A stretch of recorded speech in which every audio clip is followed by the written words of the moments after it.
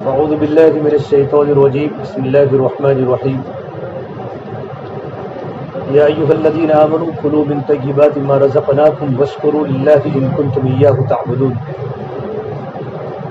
وقال النبي صلى الله تبارك وتعالى عليه وسلم من أمسى كالا بعمل يده أمسى مغفورا له أو كما قال عليه الصلاة والسلام۔ میرے محترم پیارے بھائیو، اللہ تعالیٰ کا بڑا احسان و کرم ہے کہ اللہ تبارک و تعالیٰ نے ہمیں اس دنیا کے اندر محفوظ فرما کر دینداری کے ساتھ زندگی گزارنے کی توفیق عطا فرمائی۔ دنیا میں بہت ساری مخلوقات رہتی ہیں، بہت ساری مخلوقات، چلو بہت ساری مخلوقات تو غیر مکلف ہے، لیکن اللہ تعالیٰ نے انسان کو تو اللہ تعالیٰ نے مکلف بنایا، اور اللہ تبارک و تعالیٰ کی نگاہ میں انسان کا اکرام ہے۔ وَلَقَدْ كَرَّمْنَا بَنِي آدم، کہ ہم نے بنو آدم کو مکرم بنایا، محترم بنایا۔ ابن عباس فرماتے ہیں کہ دنیا کے جتنے بھی جانور ہیں، یہ سارے جانور منہ سے کھاتے ہیں۔ کس سے کھاتے ہیں؟ منہ سے کھاتے ہیں۔ اللہ کا بڑا کرم ہے کہ اللہ تعالیٰ نے انسان کو یہ عقل دی کہ انسان اپنے ہاتھ سے لقمے بنا بنا کر اپنے منہ میں ڈالتا ہے، چھوٹے لقمے بناتا ہے، لقمہ صحیح بناتا ہے، اس میں اگر کوئی غلط چیز ہے تو اس کو پھینک دیتا ہے، اور اچھی پاکیزہ روزی اپنے پیٹ میں ڈالتا ہے۔ یہ اللہ نے انسانوں کا اکرام کیا ہے، اور انسانوں کے اندر بھی اللہ تبارک و تعالیٰ نے ہمیں مسلمان بنایا، یہ بڑی نعمت ہے۔ اللہ تبارک و تعالیٰ نے ہمیں دین اسلام اللہ نے پسند کر کے دیا ہے۔ وَرَضِيتُ لَكُمُ الْإِسْلَامَ دِينًا، کہ ہم نے دین اسلام ہم نے پسند کر کے دیا ہے، اور اللہ تبارک و تعالیٰ کی نگاہ میں صرف ایک ہی دین کا اعتبار ہے، وہ دین اسلام ہے۔ ان الدین عند اللہ الاسلام، اللہ تبارک و تعالیٰ کے نزدیک دین اسلام کے علاوہ کوئی دین معتبر نہیں۔ اوپر دیکھو، اور جو بھی اللہ تبارک و تعالیٰ کے علاوہ اللہ تبارک و تعالیٰ کے سامنے دین اسلام کو چھوڑ کر کوئی اور دین لے کر آئے گا، بہت سارے دنیا میں ادیان ہے، یہودیت ہے، نصرانیت ہے، مجوسیت ہے، کفر ہے، شرک ہے، صابیت ہے، نجومی پرست ہے، کہ دین اسلام کے علاوہ جو بھی کوئی دین کو لے کر آئے گا وہ اللہ تبارک و تعالیٰ کی بارگاہ میں قبول نہیں ہے۔ دنیا کے اندر تو ناکام لگے نہ لگے، وہو فی الآخرۃ من الخاسرین، وہ آخرت کے اندر مکمل ناکام ہوگا۔ اللہ تبارک و تعالیٰ رائے کے دانے کے برابر بھی ایمان ہوگا تو اللہ مومن کو جنت میں بھیجیں گے۔ اسے بہت بڑی نعمت ہے کہ اللہ تعالیٰ نے ہمیں ایمان والا بنایا۔ اللہ تبارک و تعالیٰ نے ایمان والا بنانے کے بعد انسانوں کو مکلف بنایا ہے کہ انسان محنت کرے، کیونکہ ہمارے تعلقات ہیں، ہماری بیوی ہے، ہمارے بچے ہیں، تو مزدوری کرنا، بزنس کرنا، تجارت کرنا، یہ شریعت کا حکم ہے کہ محنت کرے، مزدوری کرے، بزنس کرے۔ اللہ تبارک و تعالیٰ اس آدمی کو پسند فرماتے ہیں، ان اللہ یحب العبد، اللہ تعالیٰ ایسے بندے کو پسند فرماتے ہیں جو رزق حلال کے لیے اپنے جسم کو تھکاوے۔ وہ بندہ اللہ تبارک و تعالیٰ کو محبوب ہے کہ حلال روزی کی جستجو میں، حلال روزی کے تلاش میں اپنے جسم کو تھکاوے، یہ اللہ تعالیٰ کو محبوب ہے۔ ایک انسان ہے دنیا میں پیدا ہونے کے بعد نکاح کرتا ہے، نکاح کرنے کے بعد اولاد ہوتی ہے، یا نکاح بھی نہیں کرتا لیکن ماں باپ کا جوان بیٹا ہے لیکن کماتا نہیں، شریعت میں ایسے آدمی کو ناپسند قرار دیا ہے۔ ایک بہت بڑے صحابی حضرت عبداللہ مسعود فرماتے رضی اللہ تعالیٰ عنہ کہ میں ایسے آدمی کو بہت ناپسند کرتا ہوں جو نہ دین کا کام کرے نہ دنیا کا کام کرے۔ انی لاکرہ الرجل فارغا لا فی امری دنیاہ ولا فی امری آخرتہ، کہ میں ایسے آدمی کو بہت ناپسند کرتا ہوں جو نہ دین کا کام کرے نہ دنیا کا کام کرے بلکہ نورا گھومتا رہے۔ کیا گھومتا رہے؟ نورا سمجھتے ہو نا؟ نورا کو اگر تم لے جاؤ عربی میں تو نورا کا معنی ہوتا ہے چونا، عربی میں نورا کا معنی ہوتا ہے کیا؟ چونا۔ تو جو نورا ہوتا ہے وہ کیا لگاتا ہے؟ سب کو چونا ہی لگاتا ہے، سب کو چونا ہی لگاتا ہے۔ شریعت میں نورے کو پسند نہیں کیا گیا۔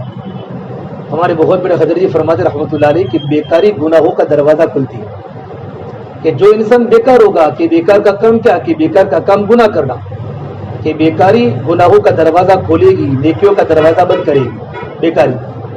اس لیے ہم بیکار نہ رہیں، بلکہ ہم مزدوری کریں، بزنس کریں، ہم تجارت کریں، یہ شریعت میں محبوب ہے۔ ان اللہ یحب المؤمن المحترف، اللہ تبارک و تعالیٰ اسے بندے کو پسند فرماتے ہیں جو ایمان والا بھی ہو اور پیشہ ور ہو، مزدوری کرتا ہو، نوکری کرتا ہو، تجارت کرتا ہو۔ بلکہ حدیث پاک بخاری شریف کی حدیث ہے کہ بہت سارے گناہ ایسے ہیں، سنو میرے بھائی، بہت سارے گناہ ایسے ہیں جو نہ حج سے معاف ہوتے ہیں، نہ عمرے سے معاف ہوتے ہیں، نہ نماز سے معاف ہوتے ہیں، نہ روزے سے معاف ہوتے ہیں، لیکن ایک انسان اپنے بال بچوں کی رزق حلال کی جستجو میں گھر سے نکلتا ہے اور جو اس کو جو تکلیفیں آتی ہیں، مصیبتیں آتی ہیں، اس تکلیف کو برداشت کرنے پر اللہ وہ سارے کے سارے گناہوں کو معاف کر لیتے ہیں۔ حلال روزی کی جستجو، حلال روزی کی تلاش اللہ کو کتنے پسند ہے۔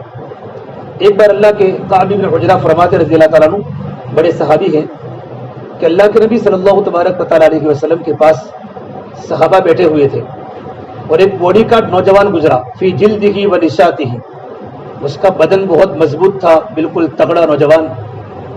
ایک صحابی نے کہا اللہ کے نبی اس کا جسم کتنا مضبوط ہے، کاش اللہ کے راستے میں ہوتا، کاش اللہ کے راستے میں ہوتا۔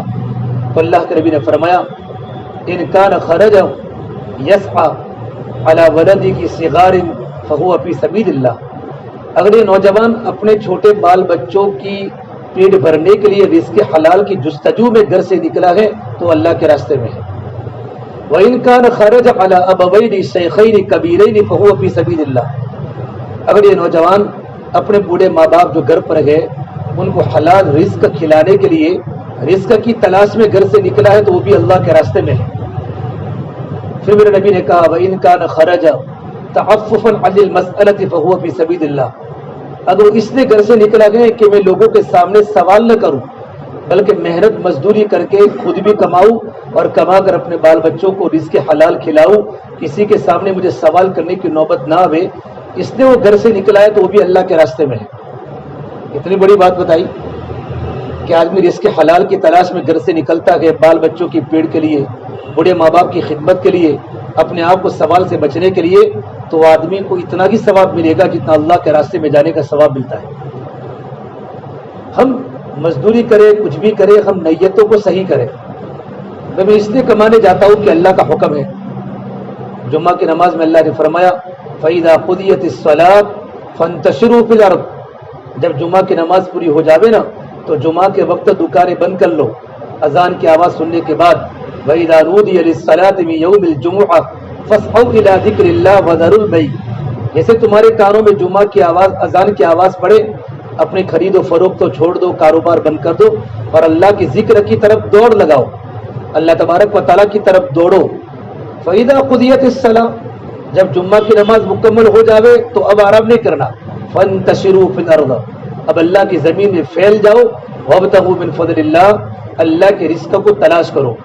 علماء تفسیر لکھتا ہے جو جمعہ کے بعد دکانیں کھولتا اللہ اس کو برکت دیتا ہے۔ جمعہ کے بعد کا وقت سونے کا نہیں ہے، جمعہ کے بعد کے وقت جو ہوتا ہے وہ کاروبار کے کھولنے کا وقت ہوتا ہے، اور اللہ آگے فرماتے ذالکم خیر لکم ان کنتم تعلمون، کاروبار کھولنے میں کیا نفع ہے، اگر تم نفع کو جانتے نہیں تمہارے لیے بہتر ہوتا۔ اللہ نے قرآن کریم میں جگہ جگہ پر کاروبار کے کرنے کی ترغیب دی ہے، کاروبار کے کرنے کی یضربون فی سبیل اللہ، لوگ کاروبار کے لیے ملکوں کے سفر کرتے ہیں، ملکوں کے سفر کرتے ہیں، بزنس کرنا، مزدوری کرنا، کاروبار کرنا، دنیا میں لوگ مختلف الگ الگ کاروبار کرتے ہیں۔ اللہ کے نبی صلی اللہ تبارک و تعالیٰ علیہ وسلم نے فرمایا علیکم بالبس، علیکم بالخز، کپڑوں کا کاروبار کیا کرو، فإن كان أبوك ابراہیم علیہ السلام كانوا بزازا، تمہارے ابا ابراہیم علیہ السلام کپڑوں کی تجارت کیا کرتے تھے۔ اور میرے نبی نے فرمایا اللہ نے کپڑوں کی تجارت میں اللہ نے 9 حصے برکت کے رکھے ہیں۔ پھر آپ نے کہا علیکم بالدواب، جانوروں کا، بکریوں کا کاروبار کیا کرو، بکریاں جنت کے چوپایوں میں سے ایک چوپایا ہے، اور فرمایا کہ بکریوں کے باڑے میں کبھی کبھی نماز پڑھا کرو اگر جگہ پاک ہو۔ تو کون فرما رہا ہے؟ نفل نماز۔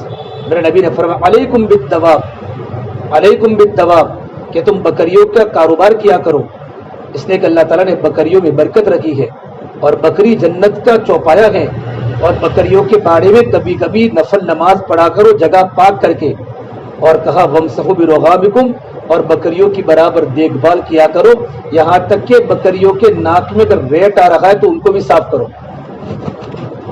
یہ شریعت ترغیب بھی ہے۔ اور فرمایا گھاس کا کاروبار کیا کرو، یہ کاروبار جو حدیث میں وہ بتا رہا ہوں، گھاس کا کاروبار کیا کرو کہ گھاس میں سرمایہ کم لگتا ہے، اصل سرمایہ اور نفع زیادہ ملتا ہے۔ انبیاء علیہ السلام تجارت کیا کرتے تھے، آدم علیہ السلام کھیتی کیا، آدم علیہ السلام نے کھیتی اگائی، کھیتی کاٹی، گندم نکالا، آٹا بنایا۔ نوح علیہ السلام کانو نجار، نوح علیہ السلام بڑھئی تھے، بڑھئی کا کاروبار کیا کرتے تھے۔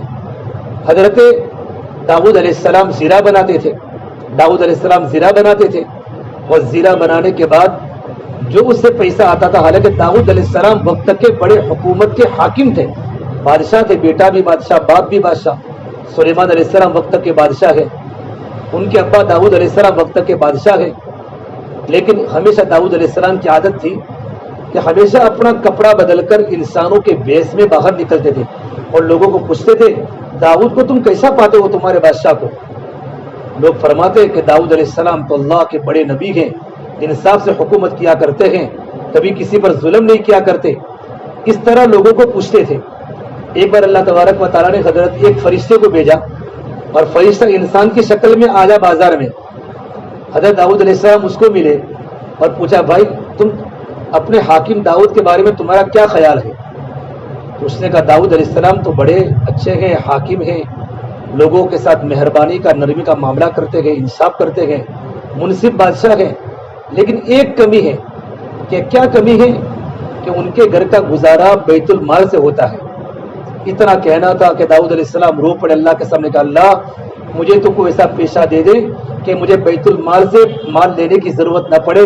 تو اللہ تبارک و تعالیٰ نے داؤد علیہ السلام پہ اللہ نے لوہے کو نرم کر دیا۔ وَأَلَنَّا لَهُ الْحَدِيدَ، داؤد علیہ السلام کا معجزہ کہ لوہا نرم، اتنا نرم ہو گیا کہ داؤد علیہ السلام لوہے کو ہاتھ میں پکڑ کر جو چاہے بناتے تھے، نہ گرم تھا لیکن نرم تھا، گرم نہیں بغیر گرمی کے نرم تھا۔ کہ اللہ نے ان کا معجزہ، اور داؤد علیہ السلام اس سے بختر، زیرہ بولتے ہیں کہ دشمنوں سے بچنے کے لیے آدمی ایسے کپڑے پہنے جس سے آنے والے تیر نہ لگے، آدمی کی جان کی حفاظت ہو جاوے، بختر زیرہ پہنتے تھے، اور زیرہ بیچ کر جو بھی پیسے آتے اس سے اپنا گھر کا گزارا کیا کرتے تھے۔ اللہ کے نبی صلی اللہ تبارک و تعالیٰ علیہ وسلم نے نبوت کے پہلے بھی بکریاں چرائی، اور آپ نے نبوت کے بعد بھی بکریاں چرائی۔ نبوت کے پہلے مکۃ المکرمہ کی بکریاں چند قیرات پر، چند پیسوں پر آپ بکریاں چرایا کرتے تھے۔ ایک بہت بڑے صحابی فرماتے ہیں ہم اللہ کے نبی کے ساتھ مر الزہران میں بیٹھے ہوئے تھے، تو ہم پیلو درخت کے پھول چن رہے تھے، تو میرے نبی نے فرمایا کالے چننا، کیا کہا؟ کالے چننا، کالے تھوڑے میٹھے ہوتے ہیں۔ تو صحابی نے پوچھا اللہ کے نبی کیا آپ کو پتا ہے پیلو کے پھل کیسے ہوتے ہیں؟ کہ ہاں میں نے یہاں پیلو کے درخت کے نیچے میں نے بکریاں چرائی ہیں، اور کوئی نبی دنیا میں ایسا نہیں ہے جس نے بکریاں نہ چرائی ہو۔ اللہ کے نبی صلی اللہ تبارک و تعالیٰ علیہ وسلم نے نبوت کے پہلے بھی بکریاں چرائی، اور نبوت کے بعد بھی آپ نے بکریاں چرائی۔ آپ صلی اللہ تبارک و تعالیٰ علیہ وسلم نے بزنس بھی کیا، آپ نے کاروبار کے لیے ملک شام کے آپ نے 2 بڑے بڑے سفر کیے سیریا کے۔ شروع میں اپنے چچا کے گھر کے حالات بڑے خراب تھے، حضرت ابو طالب کے حالات خراب تھے، تو ابو طالب کے گھر کو دیکھتے ہوئے آپ نے سفر کیا ملک شام کا آپ نے سفر کیا۔ ابو طالب کے ساتھ آپ نے، اس وقت آپ کی عمر بہت چھوٹی تھی، کہ لمبا واقعہ آپ کے سفر میں کیا کیا واقعات پیش آئے۔ اور دوسرا سفر حضرت خدیجہ رضی اللہ عنہا جو آپ کی بیوی بنی، جب اللہ کے نبی صلی اللہ تبارک و تعالیٰ علیہ وسلم مکۃ المکرمہ میں آپ 2 صفتوں کے ساتھ آپ نمودار ہوئے، مکہ میں آپ 2 صفتوں کے ساتھ آپ ابھرے، آپ کی امانت داری اور آپ کی سچائی۔ مکۃ المکرمہ کے بچے کی زبان پر، مرد پر، عورت پر، ہر قبیلے کے سردار پر اللہ کے نبی کی سچائی اور اللہ کے نبی کی امانت داری اتنی معروف ہو چکی تھی کہ بڑے بڑے لوگ، دشمن بھی اللہ کے نبی کی سچائی اور امانت داری کے قائل تھے۔ حضرت خدیجہ نے اللہ کے نبی کے بارے میں سنا کہ بڑے امین ہیں، صادق ہیں، تو خدیجہ مکہ کی مالدار ترین بزنس مین عورت تھی، ان کی تجارت ملکوں میں جایا کرتی تھی۔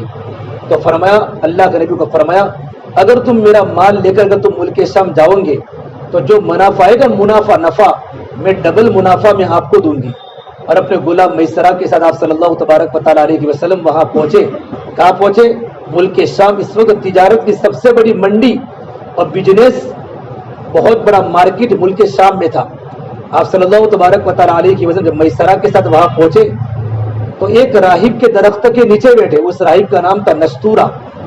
وہ کبھی باہر نکلتا نہیں تھا اپنی خانقاہ سے, اپنی صومعہ سے. اس نے باہر آ کر دیکھا تو کہا یہ کون ہے تمہارے ساتھ میسرہ؟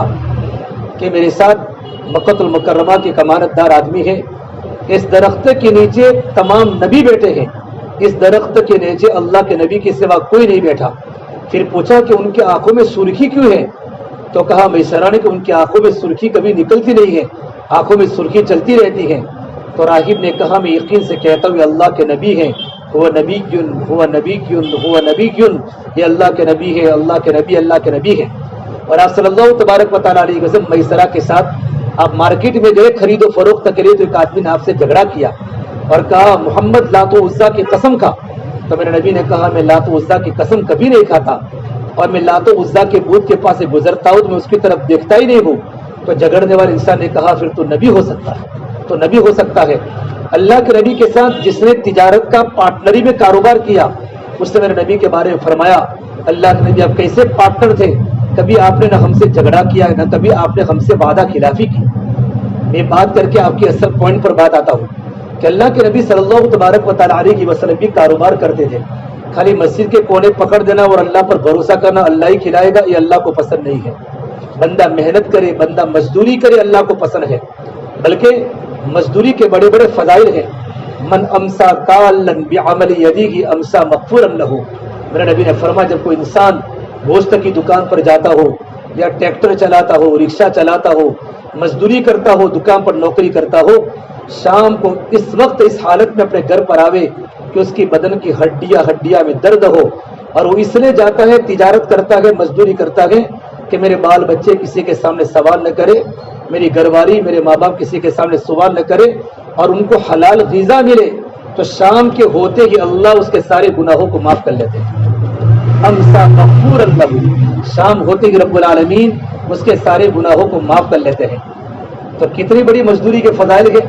لیکن 5 وقت کی نماز کی پابندی کے ساتھ اگر آدمی فرائض کی پابندی کرتے ہوئے اگر آدمی بزنس کرتا ہے, تجارت کرتا ہے, تو شام ہوتے ہی رب العالمین اس کے گناہوں کو معاف کر لیتے ہیں.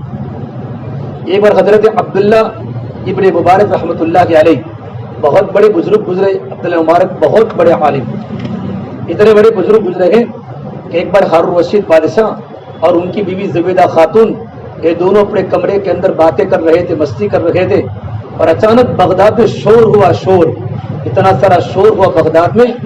تو زبیدہ خاتون نے ہارون رشید بادشاہ کو کہا کہ بادشاہ سلامت, کہیں بغداد پر کسی نے حملہ تو نہیں کر لیا؟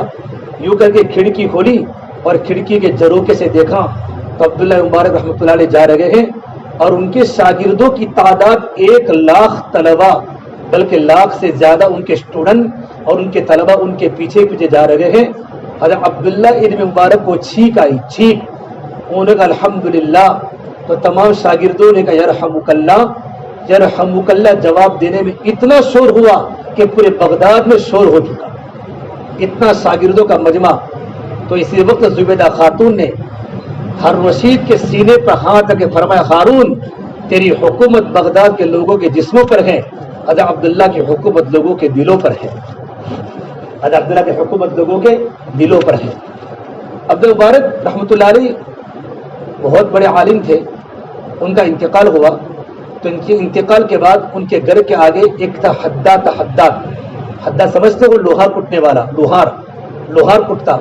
جب اس کا انتقال ہوا تو کسی بڑے اللہ والے نے خواب میں دیکھا کہ اللہ نے اس کا حشر حضرت عبداللہ ابن مبارک کے ساتھ کر دیا, اس کا حشر. اب لوہا کٹنے والا راستوں میں لوہا کٹتا ہے. عبداللہ ابن مبارک اتنے بڑے منصب پر, امیر المومنین فی الحدیث, صوفیوں کے امام, امام العلماء, سید الاتقیاء, متقیوں کے سردار, اتنا بڑا اسٹیٹس, اتنے بڑے علم کے میدان کے ماہر اور صوفی آدمی تھے. لوہار, اس کا حشر اتنے بڑے اللہ والے کے ساتھ کیا وجہ بنی؟ اس کی بیوی کو جا کر پوچھا. اللہ تعالیٰ کسی بھی عمل کو پسند کرتے ہیں تو اللہ پاک درجہ بلند کر لیتے ہیں. اللہ تعالیٰ تو بہانے دیکھتا ہے. اس کی بیوی نے دیکھا کہ میرے شوہر میں صرف 2 باتیں میں نے اپنی زندگی میں دیکھی ہے. جس کی بیوی اپنے شوہر کی تعریف کرے وہ شوہر اللہ کی بارگاہ میں بھی اچھا ہے, کون تعریف کرے؟ بولو نا بھائی. بیوی تعریف کرے اور پڑوسی تعریف کرے. شریعت کی بات بتاتا ہوں. جس کے پڑوسی کی تعریف کرے اور جس کی بیوی اپنے شوہر کی تعریف کرے وہ آدمی اللہ کی نگاہ کے اندر بھی مقبول ہے.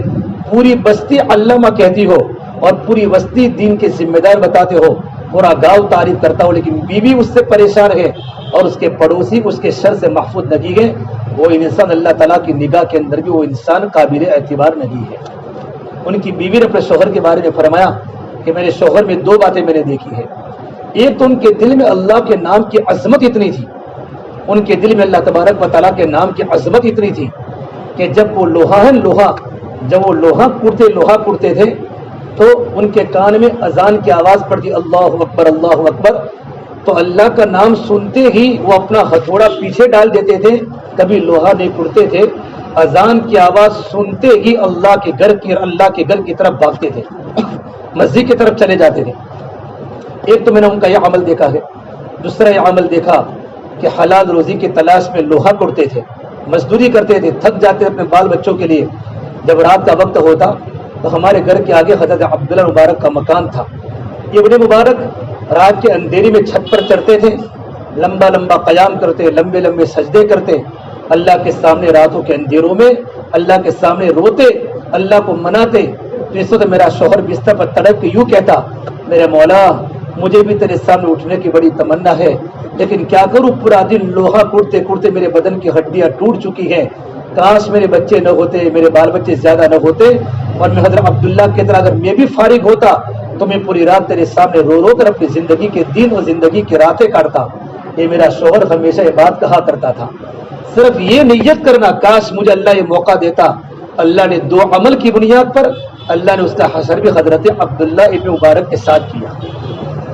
تو میں کہہ رہا تھا کہ مزدوری کرنا بہت بڑی چیز ہے. اللہ کے نبی صلی اللہ تبارک و تعالیٰ علیہ وسلم تبوک میں گئے. تبوک اللہ کے راستے کا کٹھن سفر تھا. تبوک سے واپسی پر آپ کی ملاقات حضرت جابر بن عبداللہ سے ہوئی. جابر کی 7 بہنیں تھیں اور عبداللہ کی 7 لڑکیاں تھیں. جابر کی 7 بہنیں تھیں. تو جب اللہ کے نبی نے ان سے مصافحہ کیا تو ان کے ہاتھوں میں خردورا پن تھا, ہاتھوں میں سختی تھی. جب انسان مزدوری کرتا ہے, مزدوری والے کام کرتا تو انسان کے ہاتھ سخت بن جاتے ہیں. تو آپ نے کہا جابر تمہارے ہاتھوں میں خردورا پن کیوں ہے, تمہارے ہاتھوں میں سختی کیوں ہے؟ تو کہا اللہ کے نبی صلی اللہ تبارک و تعالیٰ علیہ وسلم, گھر والوں کا میرے اوپر ذمہ داری ہے. رزق حلال کے لیے میں لوگوں کے گھروں پر جا کر لکڑے پھاڑتا ہوں. کیا پھاڑتا ہوں؟ لکڑے پھاڑتا ہوں. اللہ کے نبی نے جابر بن عبداللہ کے ہاتھوں کو یوں کر کے چوما. جس نبی کے لبوں پر وحی مچلتی ہو اس نبی نے مزدور صحابی کے ہاتھ کو چوم کر یوں فرمایا, ہذہ ید لا تمسہ النار, یہ مبارک ہاتھ ہے جس کو جہنم کی آگ کبھی چھو نہیں سکتی. اللہ کے نبی صلی اللہ تبارک و تعالیٰ علیہ وسلم نے ایک مزدور صحابی کے ہاتھ کو چوم کر امت کے مزدوروں کو خوشخبری دی ہے کہ اگر امت کا مزدور اپنے بال بچوں کے لیے رزق حلال کی جستجو میں اگر گھر سے نکلتا ہے, اللہ شام پڑھتے کہ اللہ اس کی مغفرت کرتا ہے اور وہ اللہ کا بھی محبوب بنتا ہے اور اللہ کے نبی کا بھی محبوب بن جاتا ہے. اس سے میرے بھائیو, ہم تجارت کریں, مزدوری کریں, لوگوں کے سامنے سوال کرنے سے محنت کرنا اللہ کو پسند ہے. ایک صحابی اللہ کے نبی کے پاس کچھ سوال کرنے آئے کہ اللہ کے نبی مجھے کچھ میری سوال کو پورا کیجئے.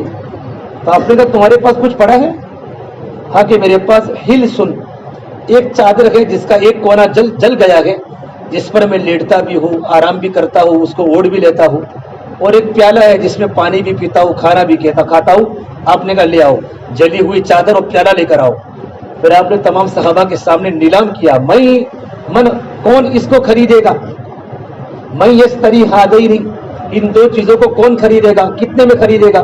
ایک صحابی نے کہا اشتری بدرہم واحد, میں 1 درہم میں خریدوں گا. آپ نے کہا نہیں کم ہے. ایک صحابی نے کہا اشتری بدرہمین, میں 2 درہم میں ان 2 چیزوں کو خریدوں گا.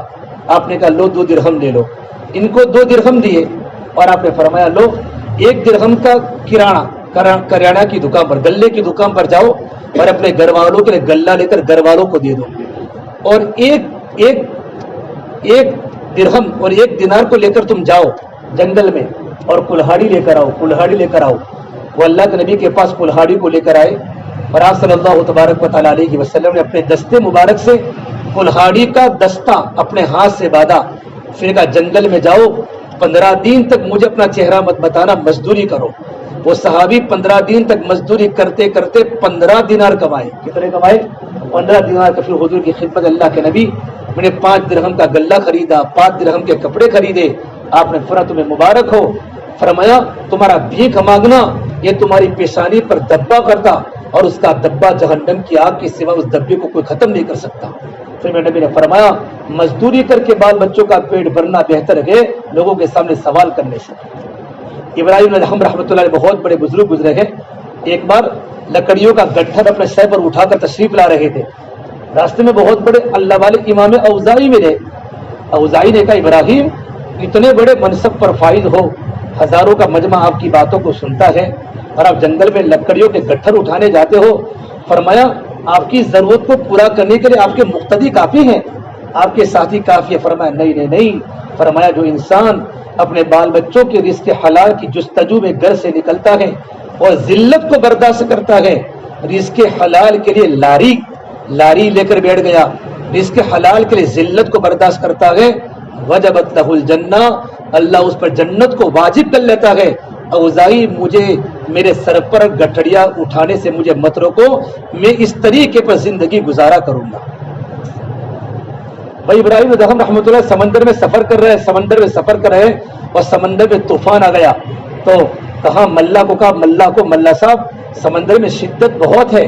ابراہیم نے کہا شدت تو اس پر ہے کہ لوگ دوسروں کے سہارے زندگی گزارے۔ کیا کہا؟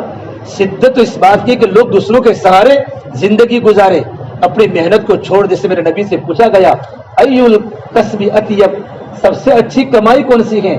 تو میرے نبی نے کہا عمل الرجل بیدہ، سب سے اچھی کمائی وہ ہے جو آدمی اپنے ہاتھ سے کمائے، آدمی اپنے ہاتھ سے مزدوری کرے، سب سے اچھی کمائی ہے۔ اور میرے نبی نے کہا کل بیع مبرور، ہر وہ چیز بیچنا اور خریدنا جس میں جھوٹ نہ ہو، دھوکہ نہ ہو، خیانت نہ ہو، یہ اللہ تبارک و تعالیٰ کو وہ بیچنا خریدنا اللہ تبارک و تعالیٰ کو پسند ہے۔ میں نے آپ کے سامنے تجارت اور خرید و فروخت کے کچھ موٹے موٹے مسائل اور فضائل بتائے، اس سے آدمی ہمیشہ مزدوری کرے، آدمی جو بھی کاروبار کرے صرف حلال کاروبار کرے۔ اللہ تعالیٰ نے حلال کاروبار میں اللہ نے برکت دی ہے، حلال روزی کماوے، لیکن جس طرح کاروبار کے کرنے کے فضائل ہیں اس طرح کاروبار کرنے کے مسائل ہیں۔ مدینہ منورہ میں اگر کوئی انسان لاری لے کر مدینہ منورہ کی گلی میں آ جاتا، حضرت عمر کے زمانے میں ایک انسان لاری کو لے کر آ گیا اور پوچھا بھائی کیا بیچتے ہو؟ کہ یہ بیچتا ہوں۔ تو آپ نے فرمایا کیا تم نے اس کے مسائل سیکھے ہیں؟ کہ نہ، کہ جاؤ مسجد نبوی میں جاؤ، ایک طرف ابن مسعود کا حلقہ لگا ہوا ہے اور ایک طرف معاذ بن جبل کا حلقہ لگا ہوا ہے، اور مسجد نبوی کی لیفٹ سائڈ میں زید بن ثابت کا حلقہ لگا ہوا ہے، وہاں جا کر کاروبار کے مسائل سیکھو پھر کاروبار کرو، ورنہ حرام میں گھس جاؤ گے۔ اگر حرام میں گھس جاؤ گے تو اللہ تعالیٰ رزق کی برکتوں کو اللہ تعالیٰ کھینچ لے گا۔ اللہ نے حلال میں اللہ نے برکتیں رکھی ہیں ماشاءاللہ۔ آپ حضرات جو کماتے ہیں بہت چیز ہے، آپ حضرات بکرے کو ذبح کرتے ہیں، بڑے جانور کو ذبح کرتے ہیں، مرغیوں کو ذبح کرتے ہیں، یہ آپ کی ایک دکان ہے، آپ کا کاروبار ہے، اللہ تبارک و تعالیٰ برکت دے۔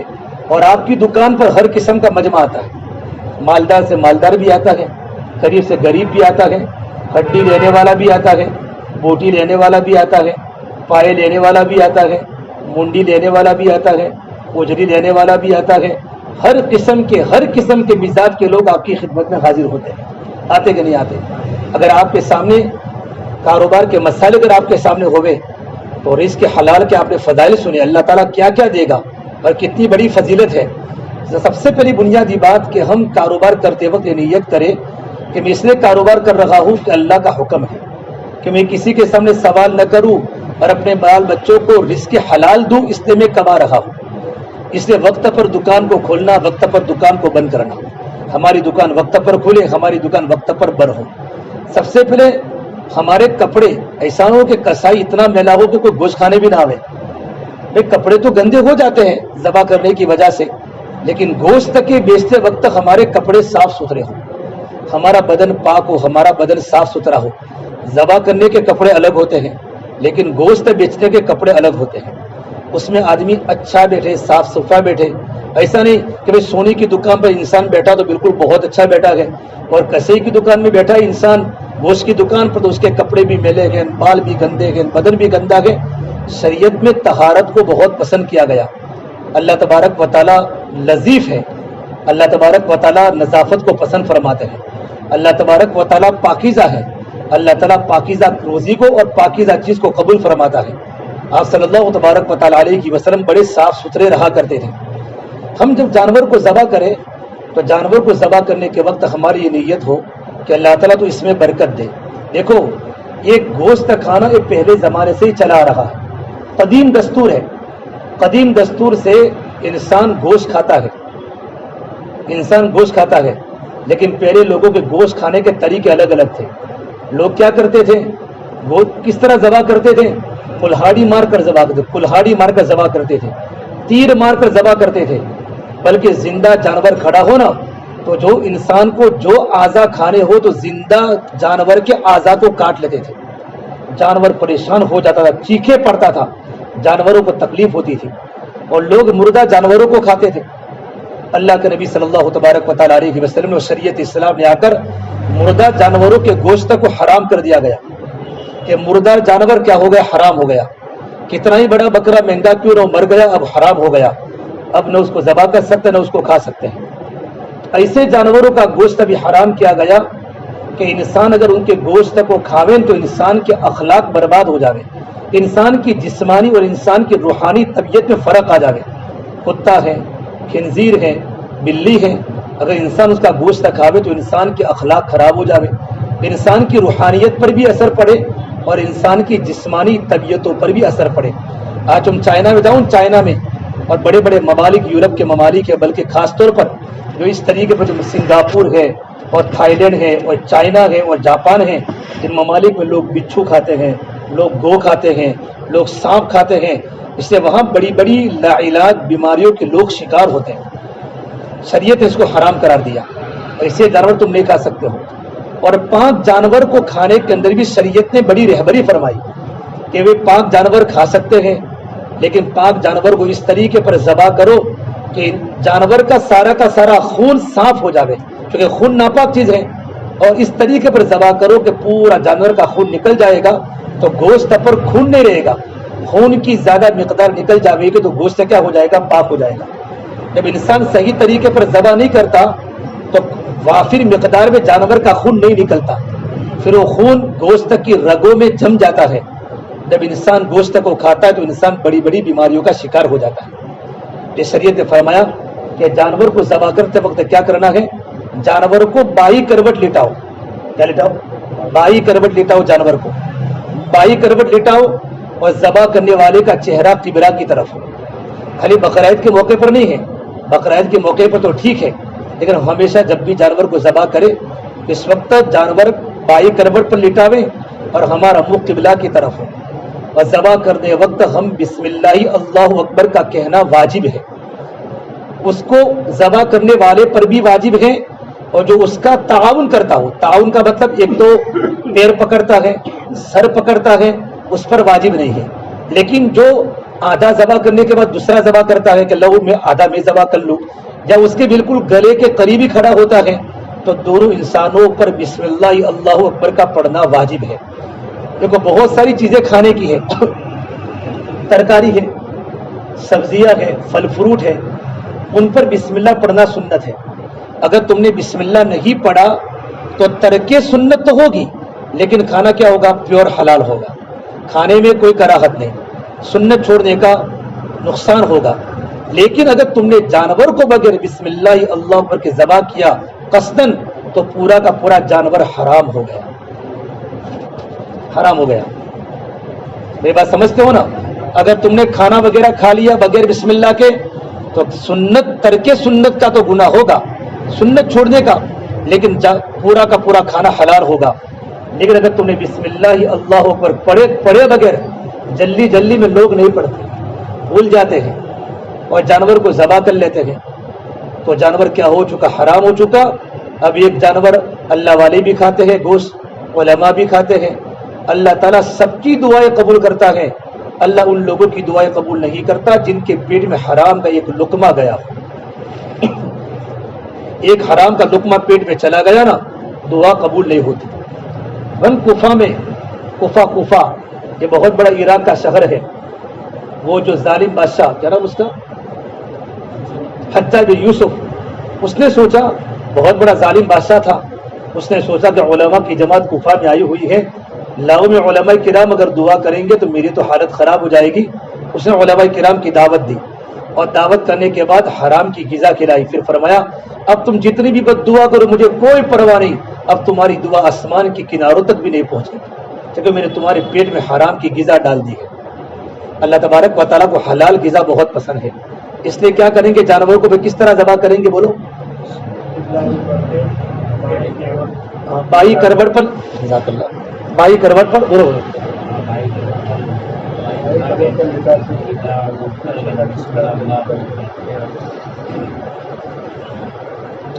بسم اللہ اللہ پر کہنا واجب ہے، آپ کو ساتھ دینے والے پر بھی واجب ہے، البتہ پیر پکڑنے والے پر، ان لوگوں پر بسم اللہ سنت ہے، نہ پڑھے تو کوئی گناہ نہیں ہوگا۔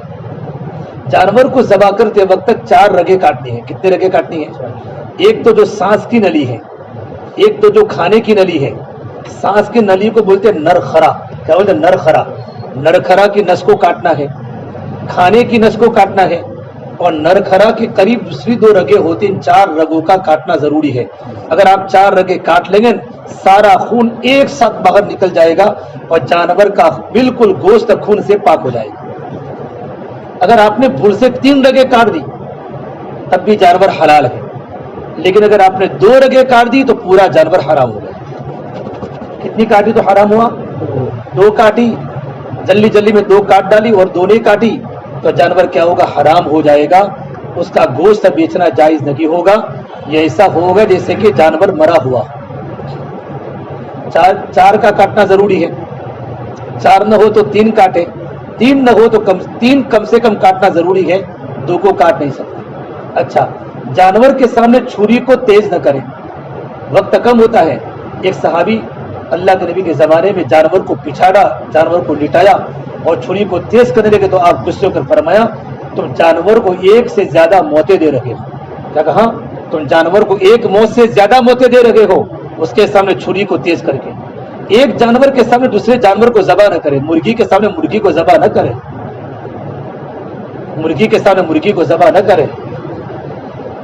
دیکھو مرغی کے اندر جان ہے، ایک حد تک اس میں احساس اور ادراک بھی ہے۔ مولانا قاسم صاحب نانوتوی رحمۃ اللہ علیہ نے اور شاہ ولی اللہ محدث علیہ الحجۃ البالغہ میں عجیب قسم سے قصیوں کو عجیب انداز سے سمجھایا ہے، کیونکہ باری باری باتیں ہیں، نکات ہیں۔ میں ایک بات آپ کو بتاتا ہوں، فرماتے ہیں کہ اللہ تبارک و تعالیٰ کی منشا ہے کہ اللہ تعالیٰ نے انسان کو مخدوم بنایا، کہ جانور کا دودھ بھی انسان پیتا ہے، دودھ بھی دھوتا ہے، جانور انسان کی خدمت کرتا ہے، ورنہ عقل کو دیکھتے ہوئے جانور میں روح ہوتا تو جانور کو ذبح کرنا جائز نہ ہوتا۔ لیکن چونکہ اللہ نے انسان کو مکرم بنایا، انسان کو مخدوم بنایا، اس لیے اگر جانور کو ذبح کرنا ہے تو جانور کے ذبح کرنے کے 3 طریقے ہیں۔ اگر 3 شرطیں پائی گئی تو جانور کا ذبیحہ حلال ہوگا، ورنہ جانور حرام ہوگا۔ پہلی بات فرمائی، ذبح کرنے والا مسلمان ہو۔ کون ہو ذبح کرنے والا؟ ہاں، اگر ہمارا کوئی نوکری اگر کوئی ہندو کرتا ہے تو وہ پیر پکڑ سکتا ہے، سر پکڑ، لیکن ذبح نہیں کر سکتا۔ ذبح کرنے والا کون ہو؟ بولو، ذبح کرنے والا مسلمان ہو۔ نمبر 2، ذبح کرتے وقت کتنی رگیں کاٹی جائے؟ 4 رگیں کاٹی جائے۔ اور نمبر 3، ذبح کرتے وقت بسم اللہ اللہ اکبر کا کہنا واجب ہے۔ یہ 3 شرطوں سے جانور کیا ہوگا؟ حلال ہوگا، اس کے بغیر حلال نہیں ہوگا۔ جانور کو گھسیٹے نہیں، جانور کو ذبح کرنے کے پہلے جانور کا اکرام ہے، اس کو چارہ کھلاوے، اس کو پانی پلاوے، اس کو بھوکا ذبح نہ کرے، جانور کو جانور کے سامنے ذبح نہ کرے، جانور کے سامنے چھری کو تیز نہ کرے، اور سر کو بالکل الگ نہ کر دے، اور بڑا خطرناک چھری کو تیز رکھے تاکہ جانور کو تکلیف نہ پہنچے۔ یہ سارے کے سارے ذبح کرنے کے آداب ہیں۔ اب مرغی، ابھی میں جگہ اکثر ہلکے میں کسائیوں کا جوڑ کیا تو ایک ساتھی میرے پاس ہے، مولانا میں تو کبھی مرغی پر بسم اللہ پڑھتا ہی نہیں ہوں، ایک مرغی پر پڑھتا ہوں، 50 کاٹنے کی ہوتی، کتنی بار پڑھوں؟ میرے منہ میں تو پان بھی ہوتا ہے، بیڑی بھی ہوتی ہے، تو ان 50 جو مرغیاں اس نے ذبح کی وہ حرام ہو گئی۔ میری بات سمجھتے ہو؟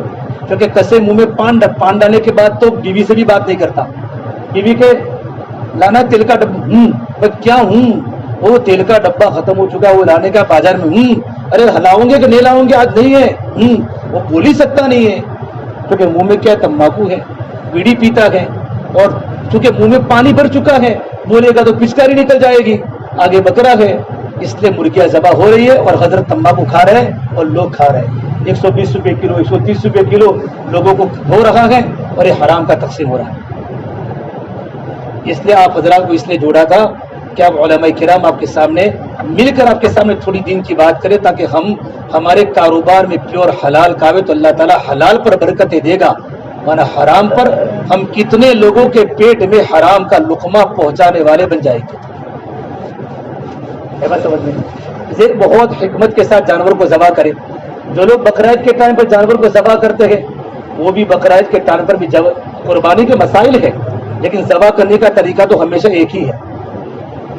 جانور کو بائیں کروٹ پر لٹانا، بسم اللہ اللہ اکبر پڑھنا، اگر یہ دعا آتی ہو انی وجہت وجہی للذی فطر السماوات والارض حنیفا وما انا من المشرکین، بلکہ گوشت کاٹنے والے کو یہ دعا سیکھ جانی چاہیے، کیونکہ روزانہ کو تمہارا یہ کاروبار ہی ہے، یہ دعا پڑھتے پڑھتے گوشت کو تم بکرے کو، میں کچھ چھاپی کے اندر پالمپور میں گوشت لینے گیا تو میرے سامنے بکرے کو ذبح کیا، تو کسائی بکرا ذبح کر رہا ہے، اس نے بسم اللہ ہی نہیں پڑھا، میں نے کہا بسم اللہ کی میں تو کبھی پڑھتا نہیں ہوں،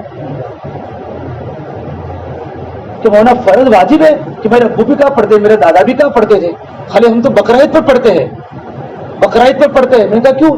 کہ ہم نے یہ سنا ہے کہ قربانی بھی بسم اللہ کو پڑھنا واجب، اس سے قربانی نہیں ہوتی، عام دنوں میں ہم نہیں پڑھتے۔ اب پورا پالمپور میں سب برادری کے لوگ گوشت کھا رہے ہیں۔ میں نے کہا اللہ کے بندے تو نے حرام امت کے پیٹ میں لقمے کھلائے ہے۔ اب مسائل استحضار نہ ہونے کی وجہ سے یہ سمجھا کہ صرف قربانی کے دنوں میں یعنی بقرعید کے موقع پر جانور کا جب ذبیحہ کرنا ہو اس وقت بسم اللہ پڑھنا واجب ہے، باقی جانوروں کو گوشت کی دکان میں کاروبار میں ذبح کرنے میں بسم اللہ پڑھنا ضروری ہے۔ اس لیے ہم قدم قدم پر اپنے علماء کی رہبری میں اپنے جانوروں کو ذبح کریں، جانوروں کی خرید و فروخت میں جھوٹ نہ بولیں، جھوٹ نہ بولیں۔ ہمارا بکرے کا گوشت کا بھاؤ ایک نہیں ہوتا، سستا جانور ملا ہے تو گوشت سستا کر دو، مہنگا ملا ہے تو مہنگا کر دو۔ ہماری دکان کا ریٹ فکس نہیں، لیکن یہ آپ کے لیے بہت مشکل ہے، سستا کروں گے تو مہنگا والا آپ سے تو کیا کرتا ہے، تو یہ توڑ کر دیا۔ لیکن آدمی ہمیشہ اللہ سے ڈرتے ہوئے کاروبار کرے۔ اور دیکھو میرے بھائی، آپ نے بکری کی دکان والوں نے دیکھا ہوگا، بہت سے لوگ 20 روپے کا گوشت لینے آتے ہیں، بہت سے لوگ 30 روپے کا گوشت لینے آتے ہیں، اور بہت بڑا مجمع فتح واڑی وہ کینال میں ایسا ہے کہ ان کے اولادوں نے آج تک بکرے کے گوشت کی بوٹی نہیں دیکھی ہے۔ اتنے غریب لوگ رہتے بیچارے۔ ابھی کبھی تمہارے پاس کوئی دیندار لوگ آ گئے، کوئی ایسے لوگ آ گئے، کبھی کبھی ان کو مفت میں بھی دے دو اور صدقے کی نیت کر کہ میں نے گوشت کو اس پر صدقہ کر دیا، تاکہ وبال ختم ہو جاوے، آنے والی بیماریاں دور ہو جاوے، آنے والی بلائیں ٹٹ جاوے۔ کبھی کبھی، ہمیشہ نہیں، کبھی کبھی بھائی چلو آج تمہارے پیسے دے رہے، اللہ دعا کرنا، صدقے کی نیت کرنا، یہ آپ کو صدقے کا ثواب ملے گا۔ ماشاءاللہ بہت سے علاقوں میں لاک ڈاؤن کے موقع پر کسائیوں نے اس طریقے پر کیا ہے، حالانکہ آپ بھی محنت کرتے ہیں، آپ بھی مزدوری کرتے ہیں، آپ بھی محنت کر کے مہنگے جانور لاتے ہیں، پھر جانور کو ذبح کرتے ہیں۔ اور دیکھو ایسا جانور ذبح نہ کرے جن میں خون ہی نہ ہو، خون کے سوا، ہڈی کے سوا کچھ ہے ہی نہیں۔ جب قربانی کے جانور کے اندر مسئلہ ہے، ایسا جانور ہے کہ جس میں ہڈی کے سوا کچھ مریل جانور ہے تو اس کی قربانی شریعت میں جائز نہیں ہے، لیکن ہم گوشت کو تو مطلب عام دنوں میں اس کو ذبح کر سکتے ہیں، لیکن پھر اس کا بھاؤ کم کر دیں۔ کیا کریں؟ اس کا بھاؤ، جیسا جانور اس کا بھاؤ۔ میں آپ کو شریعت کی باتیں بتا رہا ہوں، اور تقی عثمانی صاحب نے کتاب میں ساری کی ساری باتیں لکھی ہیں۔ تو انشاءاللہ اگر بڑا جانور ہو، چھوٹا ہو، مرغی ذبح کرے، بالکل صفائی کر کے دیں، جلد بازی نہ کرے، بالکل صفائی کر کے دیں۔ اور جو چیزیں گوشت میں حرام ہیں، جیسے نر ہے تو نر کا عضو تناسل ہے، مادہ کی شرمگاہ ہے، حدود ہے، اس طرح پتا ہے، اس طریقے خصیتن ہے۔ بعض مرتبہ بہت سے لوگ بیچارے لینے آتے، ان کو پتہ نہیں ہوتا اور ان کے گوشت کی تھیلی میں ڈال دیا۔ انہیں پتہ ہے کہ 7 چیزیں حرام ہیں، ان کو کسی بھی حال میں کھانا جائز نہیں ہے، آئی بات سمجھ میں؟ تو ہم کسی کو بھی نہ دیں، بالکل ہمارا گودے کو نقصان لگے گا آپ کو، لیکن اللہ تبارک و تعالیٰ صفائی کے ساتھ دینے پر اور مناسب بھاؤ پر دینے پر اللہ تعالیٰ آپ کی روزی میں اللہ تعالیٰ کیا دے گا؟ برکت دے گا۔ اللہ تعالیٰ کیا دے گا؟ برکت دے گا۔ وقت پر دکان کھولے، اور ہم کبھی گالی نہ بولیں۔ اکثر کیا ہوتا ہے ہمارے جوان لڑکے بھی بچے بھی ہم کسی کے گراہک کو نہ توڑیں, ہم کسی کے گاہک کو نہ توڑیں. جتنی گوشت کی دکانیں بڑھتی جاوے گی اتنی برکتیں بڑھتی. مارکیٹ بنا, جتنی دکانیں زیادہ بنے گی اتنا گوشت زیادہ جائے گا. اتنی چپل کا مارکیٹ زیادہ ہوتا ہے اتنا مارکیٹ چمکتا ہے. لوگ چلو چپل کے مارکیٹ میں, یہ گوشت کی مارکیٹ یہاں دکانیں تو وہاں جا کر لے لے, وہاں تو وہاں جا کر لے لے. سب کسی کو دھوکہ نہ دے. میرے نبی نے فرمایا من غشنا فلیس منا, جو ہمیں دھوکہ دے اس کا تعلق مجھ سے نہیں. آپ صلی اللہ تبارک و تعالیٰ وسلم ایک بار مدینہ منورہ میں جا رہے تھے تو ایک کھجور, ایک گھن گیہوں کا ڈھیر دیکھا. آپ اپنی اونٹنی سے اتر گئے اور آپ نے گیہوں کو اپنے ہاتھ میں لیا تو اوپر سارے کے سارے گیہوں سوکھے تھے اور اندر سے بھیگے تھے.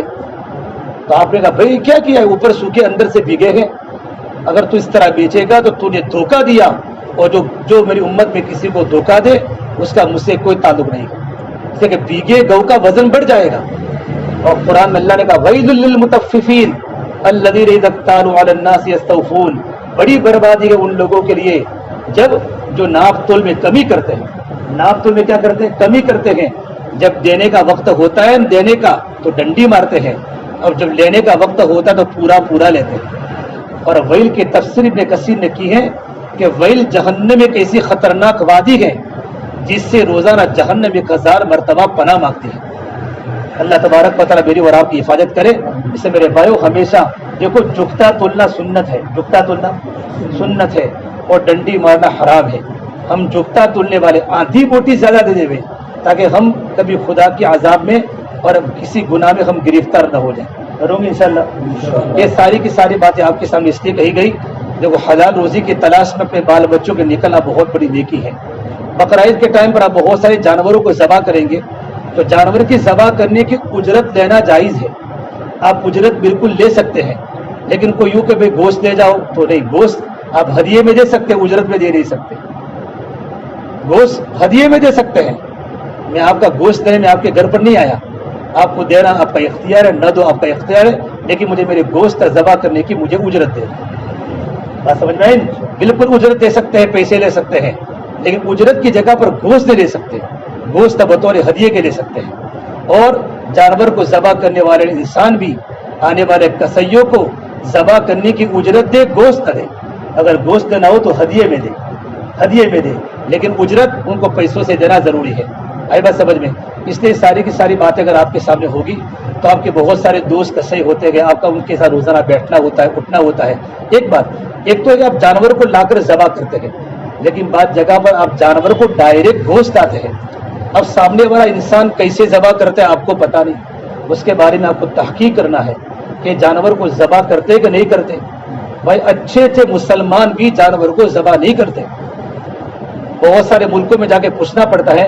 مدینہ منورہ میں لوگ جا کے پوچھتے ہیں ذبیحہ حلال ہے, پوچھنا پڑتا ہے پاکستان ہوٹلوں میں. پھر پوچھتے گوشت کہاں سے آتا ہے, چائنا سے آتا ہے, جاپان سے آتا ہے. ہوٹل والا کہتا ہے نہیں ہمارے ملک سے آتا ہے. تو پھر لوگ کھاتے ہیں, کیونکہ اکثر جگہ پر ذبح کر کے گوشت تقسیم نہیں کیا جاتا, ذبح نہیں کیا جاتا. اس لیے مرزا پور وغیرہ سے آپ گوشت لاتے ہیں اور وہاں بکرے ذبح ہوتے گئے, بھینسیں ذبح ہوتی گئے, پاڑے ذبح ہوتے گئے.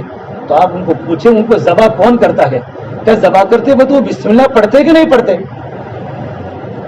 کیونکہ ان کو تو بہت سے جانور ذبح کرنے پڑتے ہیں, پتہ نہیں بسم اللہ پڑھتے نہ پڑھتے, وہ پان کھاتے کھاتے جانور کو ذبح کر لے. آپ تو وہاں سے لاؤں گے اور یہاں لوگوں کو بیچوں گے اور لوگ حرام کھا کر اللہ کی نافرمانی کے شکار ہو جائیں گے. ٹھیک ہے, اسے اس کے بارے میں تھوڑی فکر کریں ماشاءاللہ. اور آپ اس کے ساتھ ساتھ گوشت کی دکان کے ساتھ ساتھ اپنی پاکی صفائی کا اہتمام کریں. جب نماز کا وقت ہو جائے ہم نماز پڑھیں. ایک اخیر کی بات کہہ دوں, کسائی کی بہت بڑی فضیلت ہے. ایک بار جب موسیٰ علیہ السلام نے پوچھا اللہ تبارک و تعالیٰ سے, اللہ تعالیٰ جنت میں میرا ساتھی کون؟ موسیٰ علیہ السلام اتنے بڑے پیغمبر ہے, اولو العزم پیغمبر, جن کا تذکرہ قرآن کریم کے 28 پاروں میں ہے. اللہ جنت میں میرا ساتھی کون؟ اللہ نے کہا موسیٰ جا فولا مارکیٹ میں فولا کسائی کی دکان ہے نا, وہ کیسے جنت میں تیرا ساتھی ہوگا؟ نبی کا ساتھی کسائی قریشی گوشت کاٹنے والا. گوشت کاٹنے والا کو خراب ہوتا ہے؟ نہیں, لیکن نبی کا مقام ہوتا ہے. جب موسیٰ علیہ السلام نے دیکھا اللہ میں اس کے پاس جا کے جاؤں, جب وہ گئے تو وہاں جا کر پورا نظارہ کیا. اس کو پتہ نہیں کہ اللہ کے نبی موسیٰ ہے. اس نے دیکھا وہ انصاف کے ساتھ گوشت کو بیچتا ہے, جھوٹ نہیں بولتا, اس کی زندگی میں سچائی ہے، نماز کے وقت پر فوراً دکان بند کر کے خدا کے گھر کی طرف جاتا ہے اور لوگوں میں انصاف سے گوشت بیچتا ہے. اس کی دکان بند ہوئی، حضرت موسیٰ نے کہا بھائی میں تیرا مہمان بنوں آج. اس کو پتہ نہیں کہ اللہ کے نبی موسیٰ ہے، تو آ جاؤ بالکل ہمارے گھر پر مہمان بن جاؤ. گھر پر گئے، اس نے جاتے ہی گھر جا کر کھانا بنایا. کھانا بنانے کے بعد اس کی چارپائی میں ایک بوڑھی اماں سوئی ہوئی تھی، بالکل بوڑھی. اس نے کھانا پکانے میں اس کے چاروں طرف اس کے بچے جمع ہو گئے. اس نے بچوں کو کھانا نہیں کھلایا، اپنی ماں کو گود میں بٹھایا اور اپنی ماں کو چھوٹے چھوٹے لقمے بنا بنا کر ماں کو کھلا رہا ہے اور ماں بڑبڑا رہی ہے. حضرت موسیٰ نے پوچھا بھائی یہ کون ہے؟ کہ میری ماں ہے. کہ تو کیا کرتا ہے؟ جب میں صبح گھر سے نکلتا ہوں میری ماں کو پیشانی پر بوسہ دیتا ہوں، میری ماں کو غسل کرواتا ہوں، میری ماں کو وضو کراتا ہوں، پھر میری ماں کو وضو کرانے کے بعد میری ماں کو کھانا کھلاتا ہوں لقمے بنا بنا کر، پھر میں اپنے بچوں کو کھلاتا ہوں. دکان پر آتا ہوں، شام کو پھر کھانا بنا تو میری عورت کا انتقال ہو چکا ہے. پھر میں اپنی ماں کو چھوٹے چھوٹے لقمے بنا کر کھلاتا ہوں. جب میں اپنی ماں کو لقمہ کھلاتا ہوں میری ماں بڑبڑاتی ہے. تو کیا کہتی تیری ماں؟ کہ میری ماں مجھے یوں کہتی ہے میرے بیٹے اللہ تجھے جنت میں موسیٰ علیہ السلام کا ساتھی بناوے. میں کہا اور موسیٰ اللہ کے نبی موسیٰ کہا میری ماں یہ دعا دیتی ہے کہ جنت میں بیٹا اللہ تجھے موسیٰ علیہ السلام کا ساتھی بناوے. حضرت موسیٰ نے کہا بھائی خوش ہو جا، میں اللہ کا نبی موسیٰ علیہ السلام. کتنی بڑی بات ہے، آپ لوگ کتنے بڑے مقام پر ہیں ماشاءاللہ. اس لیے آپ حضرات بس دینداری کرے، دینداری کے ساتھ زندگی گزارے، حلال کھاوے حلال کھلاوے، اپنے بچوں کو بھی اور امت کو بھی، اللہ کے بندوں کو بھی حلال روزی کھلاوے. 5 وقت کی نماز کی پابندی کرے، کبھی تجارت میں جھوٹ نہ بولے، کبھی کسی کو دھوکہ نہ دے. آپ امانت داری کے ساتھ سچائی کے ساتھ کاروبار کرو. آپ کو کچھ دن لگے گا نقصان، پھر اللہ وہ برکتوں کے دروازے کھولے گا کہ پیسے گنتے گنتے آپ تھک جاؤ گے اور اللہ تبارک و تعالیٰ تمہاری ساری اندر کی پریشانیوں کو بھی ختم کرے گا، رکاوٹوں کو دور کرے گا. اللہ تمہارے مال میں اللہ تعالیٰ برکت دے گا، روزی برکت والی اللہ پاک آپ کو عطا فرمائے گا. لیکن حلال کمائی کے ساتھ ساتھ 5 وقت کی نماز کی پابندی ہے.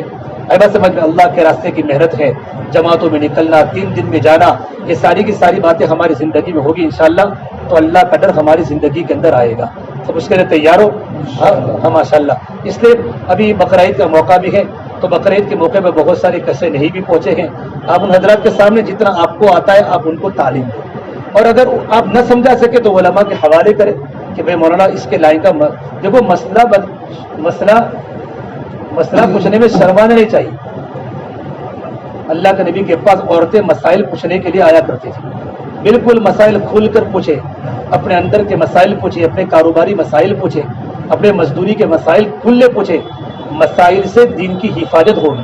کیا ہوگی؟ فضائل سے دین کا شوق آئے گا، لیکن مسائل سے علم سے ہماری دین کی حفاظت ہوگی، اور دین کی حفاظت ہوگی تو اللہ کے بارگاہ میں ہمارا عمل قبول ہوگا. کریں گے انشاءاللہ.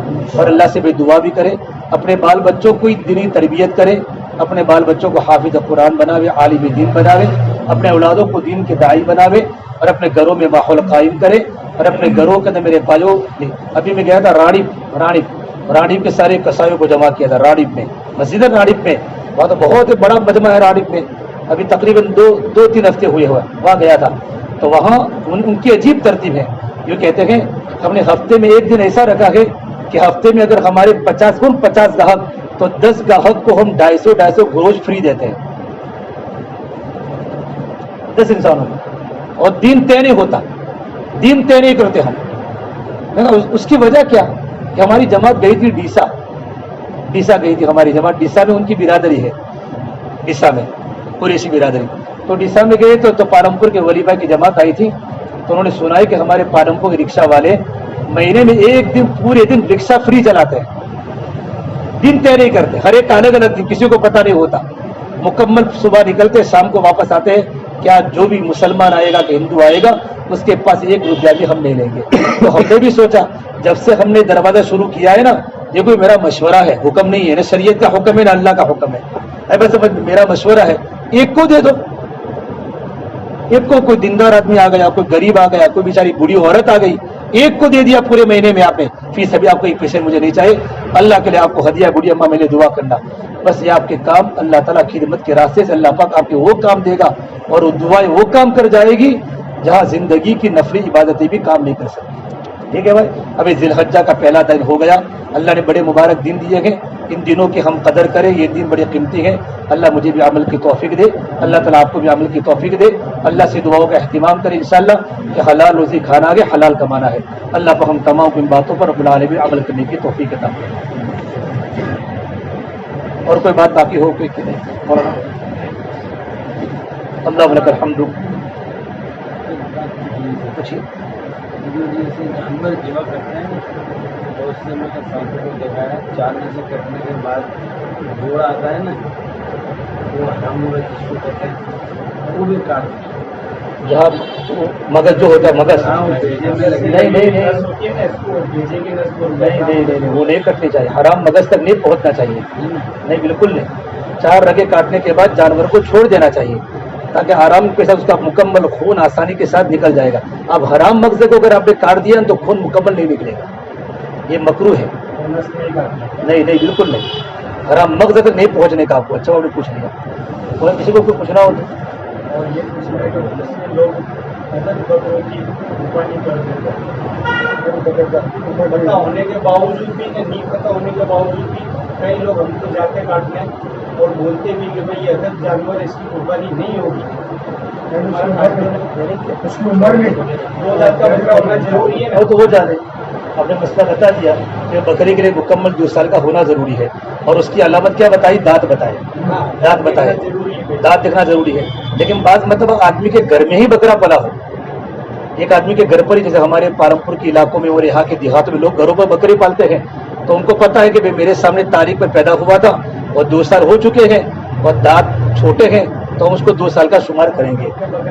لیکن اگر ہم خرید کر لائے بازار میں سے تو اس کی علامت صرف 2 دانت ہے. 2 دانت کے بغیر ہم خریدیں گے نہیں. تو ایسا ہوتا ہے ہوتا ہے بکرے میں, پاڑے میں جانور کی قربانی ہوتا ہے. آپ کہتے ہیں جائز دیں تو بھی کہتے ہیں چلو. ہاں کئی جگہ میں نے دیکھا میرے. چلو ماشاء اللہ آپ نے مسئلہ کو سمجھ لیا ہے نا. آپ دوسروں کو سمجھانے کی کوشش کریں. ان کو پوری آپ کسی عالم سے پوچھ لو. میری بات سمجھنا تو آپ کسی عالم سے پوچھ لو. آپ کی قربانی نہیں ہوگی. قربانی کے لیے شرط ہے بکرا بکری کتنے سال کا؟ 2 سال کا ہونا ضروری ہے. بڑا جانور 1 سال کا ہونا ضروری ہے. ہاں اگر وہ دمبا ہو اس کے وہ بھی اگر اس کو ایسی جگہ پر ڈال دے کہ وہ لگے بڑا 2 سال کا لگے تو صرف اس کے دمبے میں گنجائش ہے. لیکن بکرا بکری میں تو بالکل گنجائش لگی ہے. آپ مسئلہ لوگوں کو بتا بھی انشاءاللہ. ٹھیک ہے نا. اللہ پاک ہمیں عمل کی توفیق دے. اللهم لك الحمد كله ولك الشكر كله ولك الخير كله وإليه يرجع الأمر كله. اللهم صل على سيدنا محمد وعلى آل سيدنا محمد وبارك وسلم. ربنا ظلمنا أنفسنا وإن لم تغفر لنا وترحمنا لنكونن من الخاسرين. لا الہ الا انت سبحانک انی کنت من الظالمین. یا اللہ ہمارے گناہوں کو معاف فرما. یا اللہ خطایا سے درگزر فرما. یا اللہ سیئات کو حسنات سے مبدل فرما. یا اللہ تیرا تعلق ہم سب کو نصیب فرما. تیری ذات عالی سے ہونے کا یقین زندگی میں پیدا فرما. یا اللہ رب العالمین جس مقصد کے لیے جوڑ کیا ہے اس مقصد میں مولا ہمیں کامیابی عطا فرما. یا اللہ ہمیں حلال حرام کی پہچان عطا فرما. یا اللہ ہمیں مسائل کے ساتھ زندگی گزارنے کی توفیق مرحمت فرما.